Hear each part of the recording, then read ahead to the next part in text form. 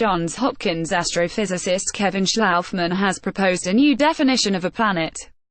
Photo Johns Hopkins University. Pluto hogs the spotlight in a continuing scientific debate over what is and what is not a planet, but a less conspicuous argument rages on about the planetary status of massive objects outside our solar system. The dispute is not just about semantics, as it is closely related to how giant planets like Jupiter form. Johns Hopkins University astrophysicist Kevin Schlaufman aims to settle the dispute. In a paper published Jan. 22, 2018, in the Astrophysical Journal, Schlaufman has set the upper boundary of planet mass between 4 and 10 times the mass of the planet Jupiter. Schlaufman, an assistant professor in the university's Department of Physics Astronomy, says setting a limit is possible now mainly due to improvements in the technology and techniques of astronomical observation. The advancements have made it possible to discover many more planetary systems outside our solar system and therefore possible to see robust patterns that lead to new revelations. While we think we know how planets form in a big picture sense, there's still a lot of detail we need to fill in, Schlaufman said.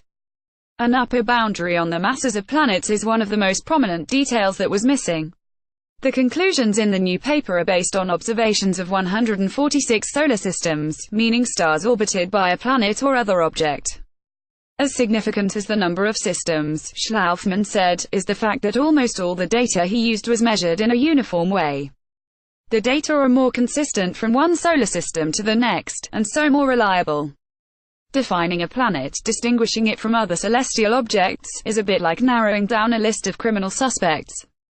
It's one thing to know you're looking for someone who is taller than 5'8", it's another to know your suspect is between 5'8" and 5'10". In this instance, investigators want to distinguish between two suspects, a giant planet and a celestial object called a brown dwarf.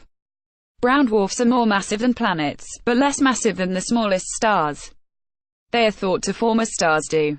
This is an artist's conception of the binary system 2MJ044144, showing the primary brown dwarf that is estimated to be approximately 20 times the mass of Jupiter at left and its companion that is estimated to be 7 times the mass of Jupiter at right. Credit Gemini Observatory, courtesy of L. Cook. For decades, brown dwarfs have posed a problem for scientists how to distinguish low-mass brown dwarfs from especially massive planets. Mass alone isn't enough to tell the difference between the two, Schlaufman said. Some other property was needed to draw the line. In Schlaufman's new argument, the missing property is the chemical makeup of a solar system's own sun.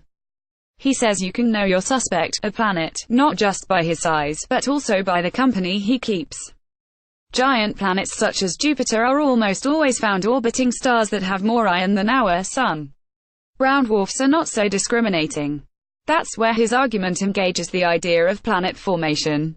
Planets like Jupiter are formed from the bottom up by first building up a rocky core that is subsequently enshrouded in a massive gaseous envelope.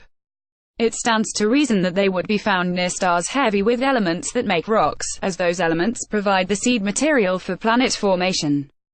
Not so with brown dwarfs. Brown dwarfs and stars form from the top down as clouds of gas collapse under their own weight. Schlaufman's idea was to find the mass at which point objects stop caring about the composition of the star they orbit. He found that objects more massive than about 10 times the mass of Jupiter do not prefer stars with lots of elements that make rocks and therefore are unlikely to form like planets. For that reason, and while it's possible that new data could change things, he has proposed that objects in excess of 10 Jupiter mass should be considered brown dwarfs, not planets. Brown dwarf planets. Johns Hopkins University.